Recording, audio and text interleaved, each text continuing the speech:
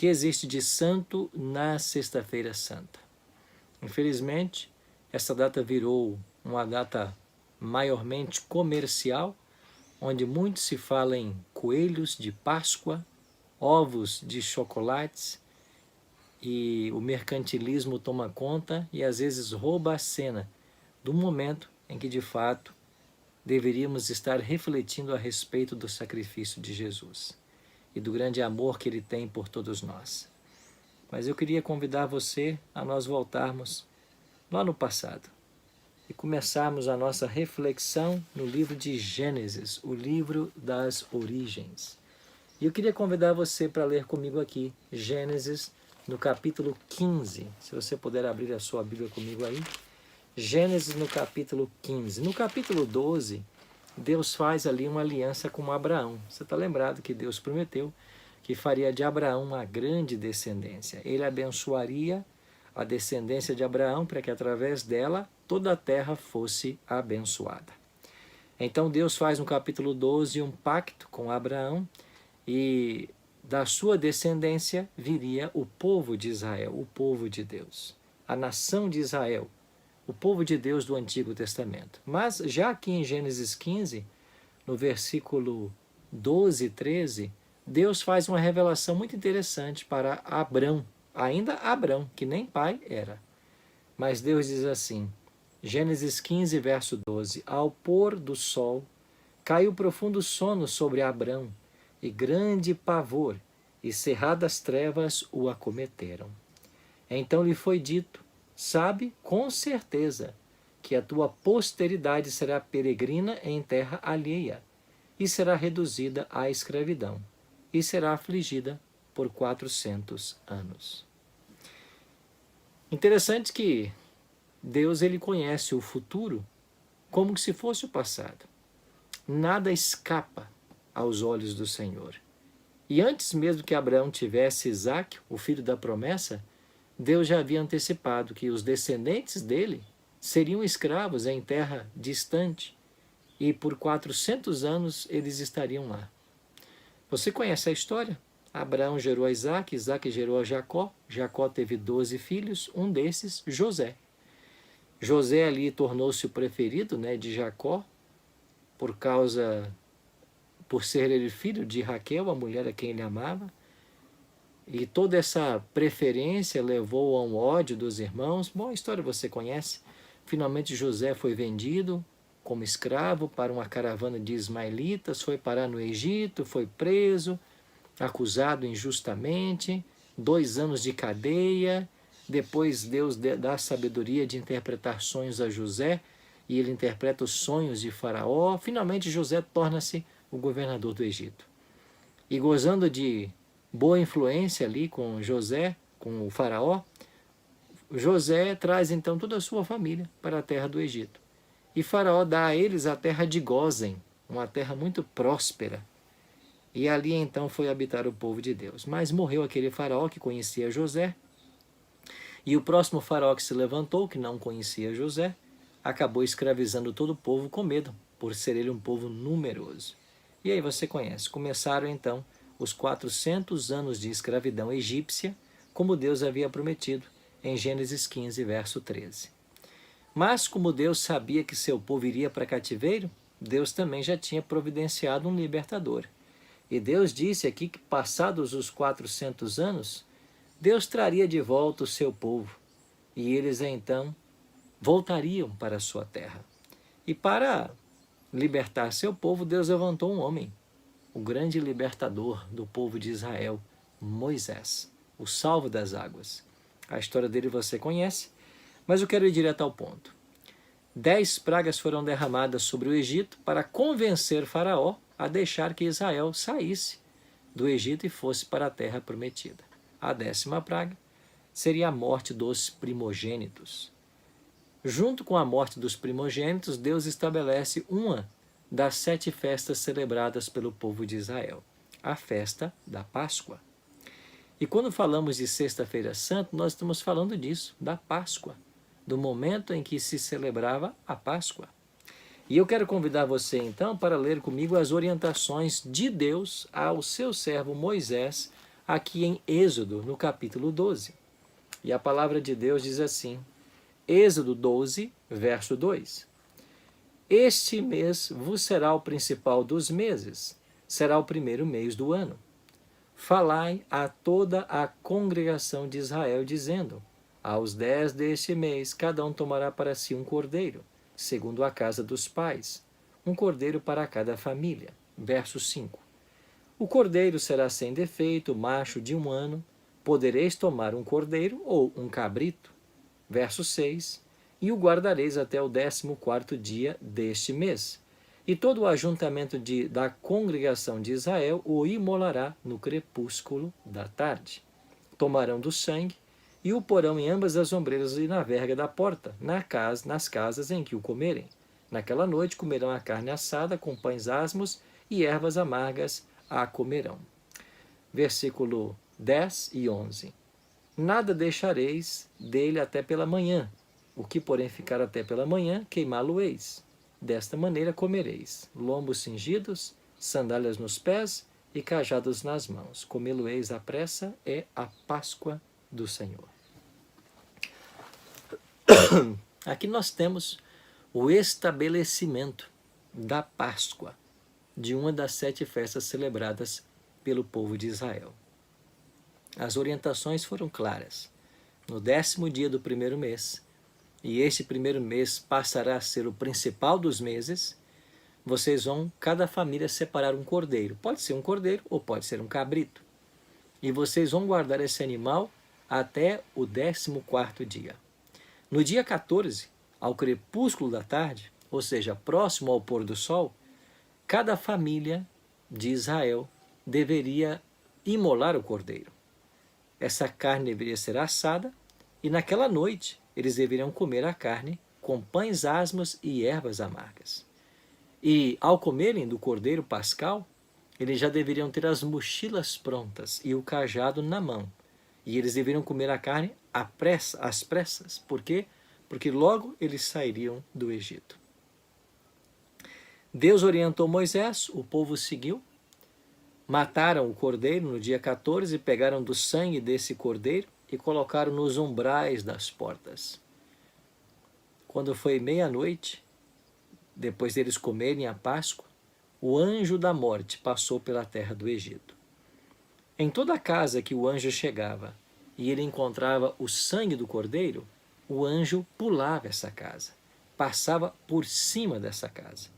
Essa expressão passar por cima, em hebraico, pessá, ou pechá, como alguns dizem, significa Páscoa.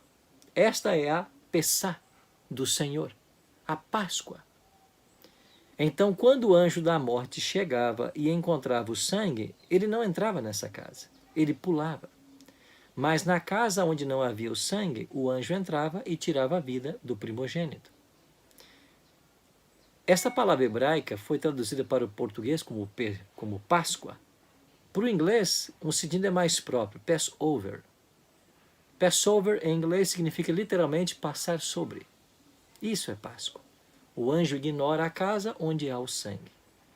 Quando o povo de Israel celebrou essa festa, e naquela mesma noite eles deixaram a terra do Egito, liderados por Moisés, eles estavam todos conscientes de que esse sangue do cordeiro derramado era um tipo do Messias que viria derramar o seu sangue para salvar a vida de todos eles. E a partir desse momento, eles começaram a crer na Páscoa.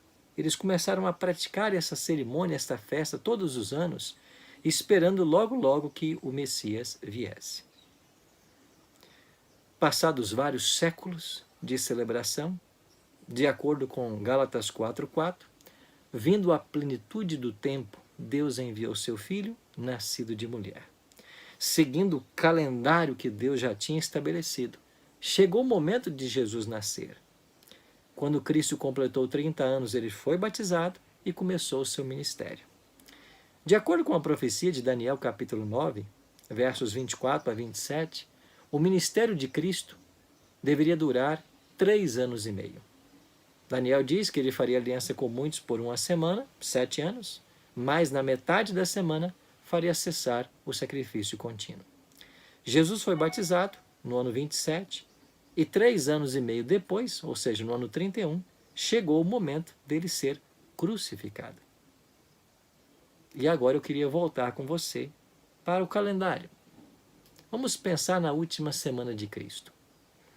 Você está lembrado de que Deus orientou Moisés aqui em Êxodo capítulo 12, que o cordeiro deveria ser separado no 10º dia do primeiro mês, que era o mês da Páscoa, chamado de Abib?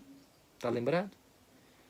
Pois bem, quando chegou o 10º dia do primeiro mês, do mês da Páscoa, no ano 31, Cristo também se separou como cordeiro pascal.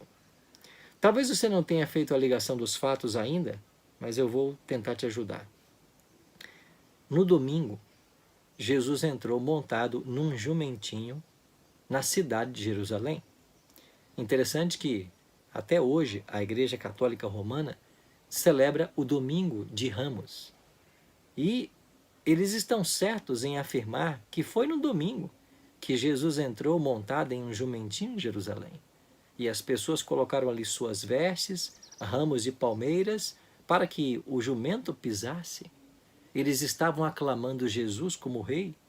A Bíblia diz que Jerusalém, toda a cidade, entrou num alvoroço tão grande por causa disso, porque havia uma expectativa muito grande por parte da nação judaica de que o Messias seria coroado, iria tirar os romanos do poder e colocar Israel mais uma vez como cabeça de todas as nações. É por esse motivo que a cidade estava em alvoroço, diz a Bíblia. Aquele dia de domingo, em que Jesus entra em Jerusalém, montado no jumentinho, era o dia 10 do primeiro mês, do mês de Abib. Era nesse dia que o cordeiro deveria ser separado. E o interessante é que toda a cidade estava em alvoroço e eles esperavam coroar a Cristo, porque havia uma profecia messiânica que dizia que ele viria montado em um jumentinho. Esse era o Messias tão esperado. Mas na hora que todos estavam prontos para coroar a Cristo, ele desaparece. Ele não aceita ser coroado.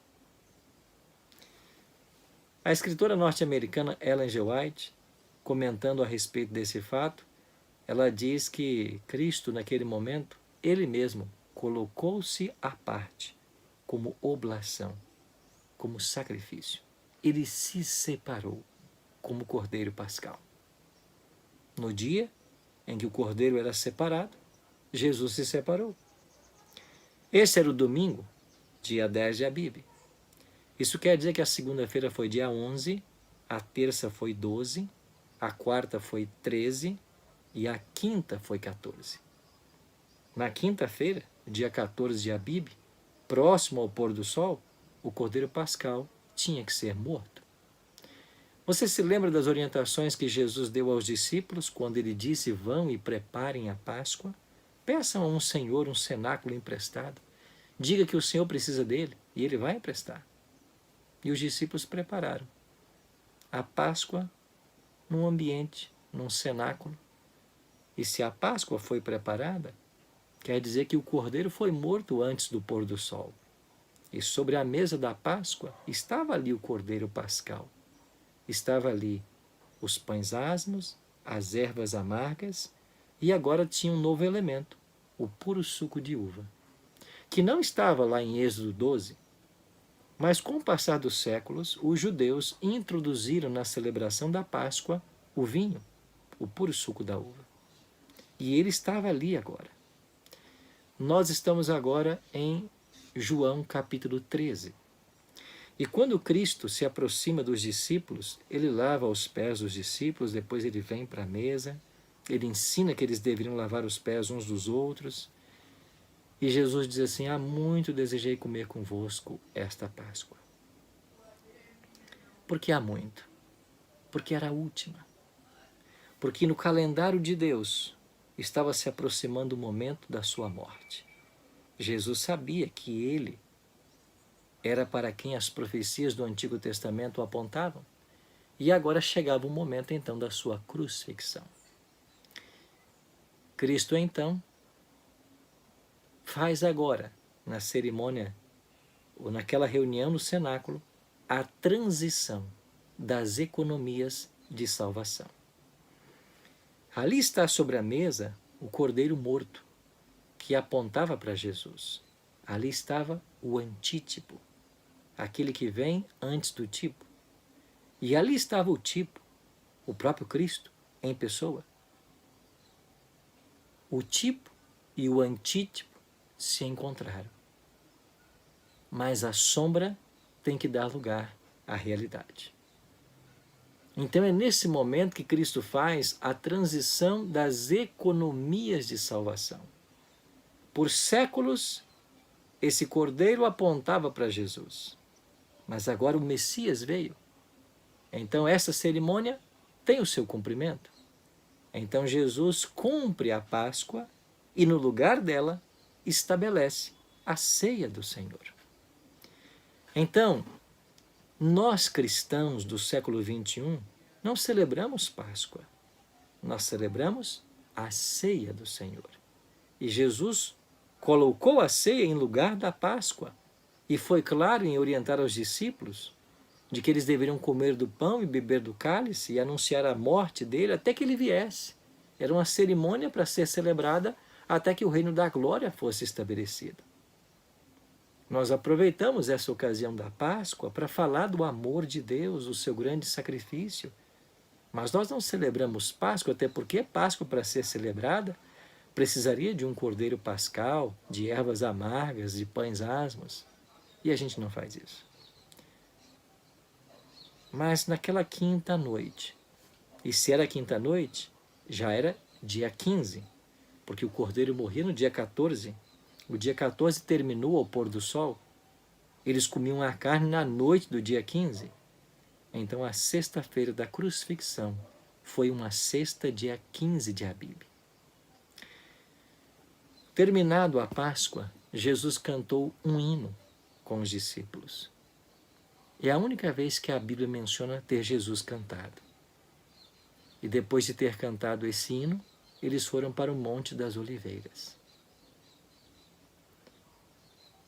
Você sabe que hino Jesus cantou? Ellen G. White diz que Jesus cantou o Salmo 117. É um salmo que é o menor salmo dos 150 salmos. É o menor salmo.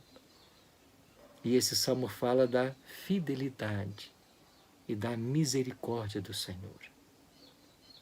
Depois de haver cantado o Salmo 117, eles foram para o Monte das Oliveiras e ali, no jardim do Getsemane, Jesus passou por toda a agonia e foi ali que ele foi preso pelos soldados romanos, orientados por Judas. Na madrugada, ele foi levado para Anás, Caifás, injustamente julgado e condenado. Foi surrado, bateram nele, arrancaram suas vestes, colocaram uma pesada cruz sobre seus ombros e o fizeram carregar até o Gólgota. Às 9 da manhã, é isso que a Bíblia ensina, às 9 da manhã, no exato momento em que o cordeiro, o sacrifício contínuo ou diário, estava morrendo lá no santuário, Cristo estava sendo crucificado no Calvário. Ele veio cumprir toda a tipologia das cerimônias, das festas e dos rituais do santuário. E no momento do sacrifício matinal, 9 da manhã, Jesus foi crucificado. Ao meio-dia, 3 horas depois, houve densas trevas sobre a terra. As trevas cobriram tudo até às 3, às 15 horas. E quando foi às 15 horas, Jesus bradou: Pai, em tua mão entrego o meu espírito. E dito isto, expirou. Ele foi crucificado na hora do sacrifício matutino e ele morreu na hora do sacrifício vespertino, exatamente às 3 da tarde, na hora em que morria o cordeiro na tarde. Cristo tinha um dia marcado para morrer. Era uma sexta-feira, 15º dia do ano 31. Isso estava marcado lá em Daniel capítulo 9. E ele deveria morrer cumprindo a tipologia do santuário. Crucificado às 9, morto às 15. Passou 6 horas numa cruz.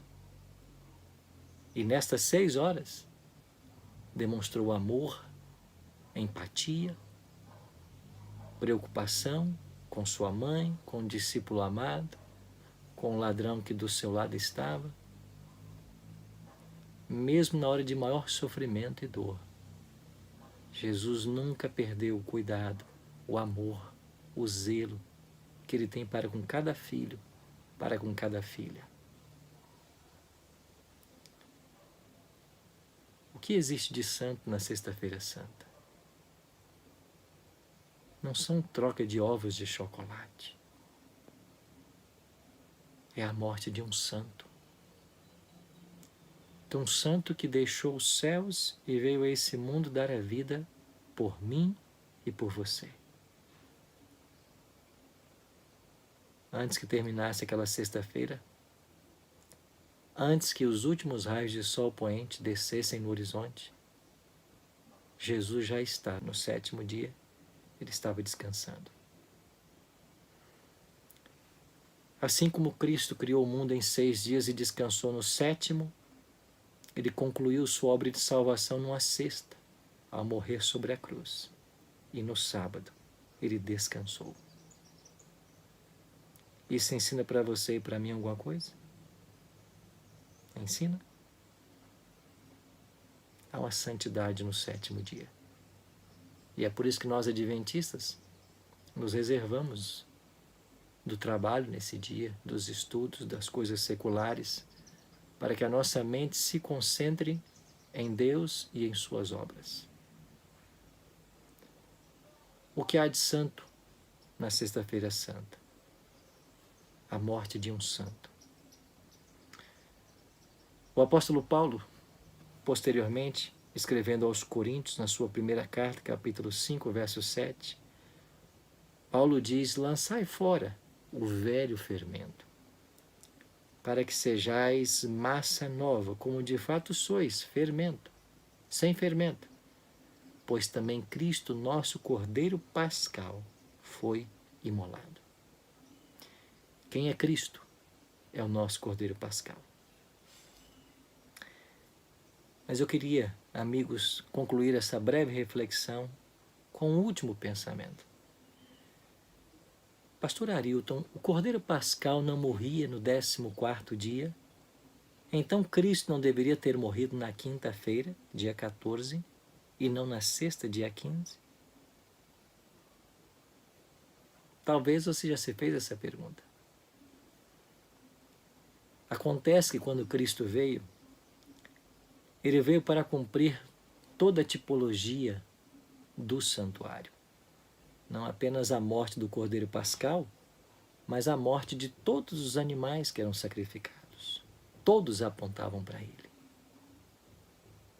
E quando nós lemos Paulo falando de Cristo como Cordeiro Pascal, Paulo não associa o sacrifício de Cristo, a morte dele como Cordeiro, na sexta-feira.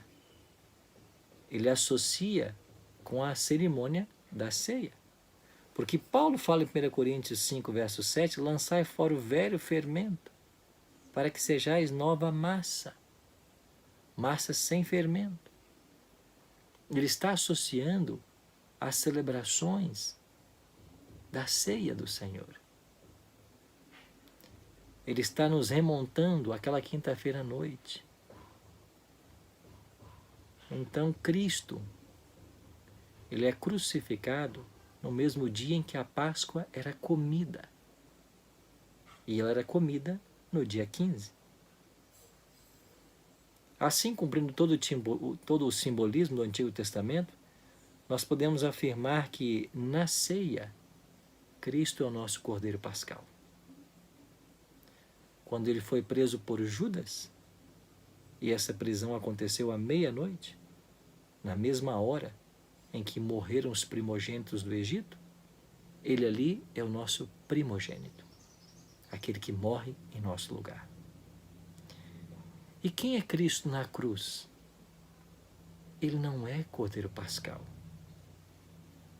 porque Moisés havia dito: maldito todo aquele que for pendurado no madeiro. E Paulo, em Gálatas, ecoou estas palavras.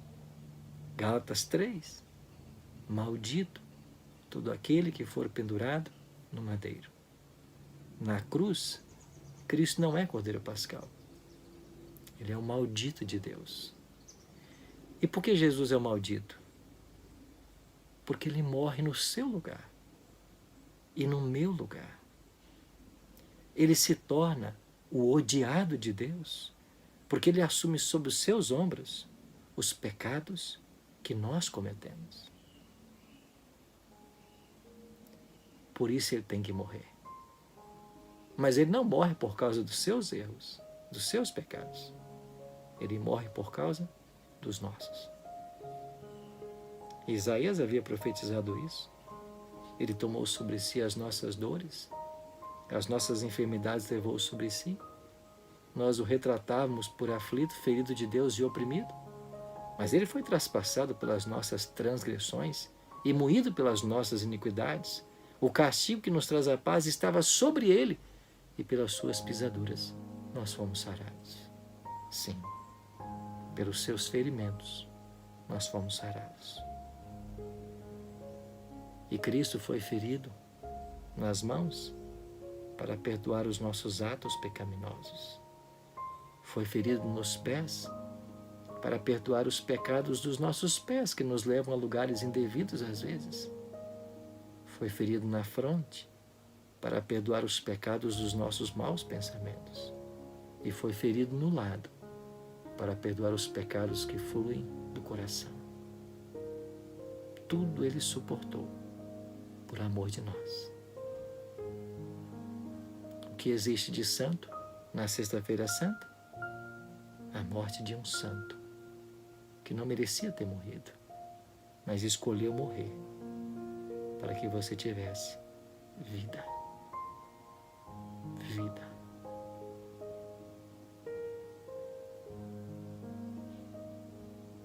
O que você vai fazer hoje? Você vai entregar sua vida a esse maravilhoso Salvador e vai dedicar cada momento da sua existência a Ele? Ou você prefere caminhar longe dele? É uma escolha que todos nós teremos que fazer. Mas eu já fiz a minha. Eu quero caminhar nas pegadas dele todos os dias, até que ele volte para nos buscar. Vamos orar? Pai de amor, obrigado por seu grande sacrifício feito na cruz em favor de todos nós. Obrigado porque mesmo sem merecer, o Senhor assumiu a nossa culpa, morreu a nossa morte, para que nós tivéssemos vida.